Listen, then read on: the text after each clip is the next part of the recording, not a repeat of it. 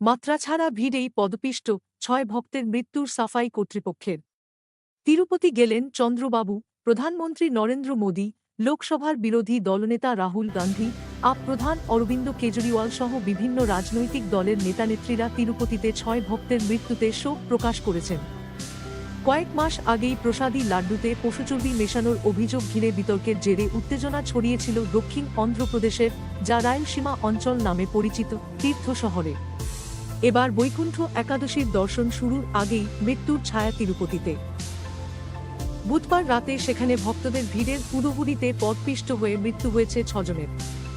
গুরুতর আহতের সংখ্যা ১৫। অন্ধ্রপ্রদেশের মুখ্যমন্ত্রী চন্দ্রবাবু নাইডু বুধবার রাতেই ঘটনায় শোক প্রকাশ করেছিলেন। তিরুমালা তিরুপতি দেবস্থানম দর্শন ট্রাস্টের চেয়ারম্যান বি.আর. নাইডুর কাছে টেলিফোনে পরিস্থিতি সম্পর্কে খোঁজ খবর নিয়েছিলেন। বৃহস্পতিবার সকালেই তিনি ঘটনাস্থলে পৌঁছেছেন।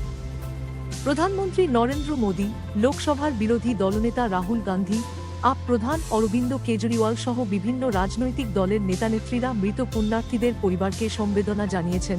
তিরুপতি মন্দিরের ১০ দিনের ১-০-১-৯ জানুয়ারি বৈকুণ্ঠ একাদশী এবং বৈকুণ্ঠদ্বার দর্শনের টিকিট সংগ্রহের জন্য বুধবার সকাল থেকেই দীর্ঘ লাইন পড়েছিল ভক্তদের। প্রকাশিত একটি খবরে দাবি, সন্ধ্যার সময় বৈকুণ্ঠদ্বার দর্শন টিকিট কেন্দ্রের সামনে লাইনে ছিলেন ৪,০০০-এরও বেশি মানুষ। বৈরাগী পট্টিতা পার্কের এমজিএম হাইস্কুল থেকে টোকেন বিলির সময় আচমকাই সেখানে বিশৃঙ্খলা তৈরি হয়।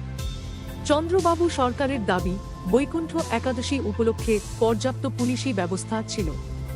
তা সত্ত্বেও কিভাবে এই দুর্ঘটনা ঘটল, তা নিয়ে প্রশ্ন উঠেছে ইতিমধ্যেই। অভিযোগ, বিপুল সংখ্যক ভক্তের জন্য খোলা ছিল মাত্র একটি কাউন্টার। হুড়োহুড়ি বাড়ায় সেটাই মূল কারণ। পুলিশও ভিড় নিয়ন্ত্রণে সক্রিয় ছিল বলে অভিযোগ উঠেছে।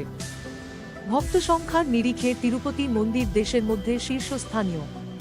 পাশাপাশি সেখানকার ভিড় সামলানোর ব্যবস্থাপনাও বহুল প্রশংসিত। বৈকুণ্ঠ একাদশী উৎসবের দর্শন পর্বের জন্য বুধবার ১,২০,০০০ টোকেন বিলির প্রস্তুতি ছিল মন্দির কর্তৃপক্ষের। ট্রাস্টের চেয়ারম্যান নাইডু ঘটনার জন্য ক্ষমা চাওয়ার পাশাপাশি স্বীকার করে নিয়েছেন, তাঁদের হিসাবের তুলনায় ভিড়ের বহর ছিল অনেক বেশি। তিনি জানান, লাইনে দাঁড়ানো এক মহিলা হঠাৎ অসুস্থ বোধ করায় তাকে বিশ্রাম নেওয়ার সুযোগ করে দিতে স্কুলের একটি গেট খোলা হয়েছিল। সে সময় ভক্তদের একাংশ জোর করে ভিতরে ঢুকতে গেলে বিশৃঙ্খলা তৈরি হয়।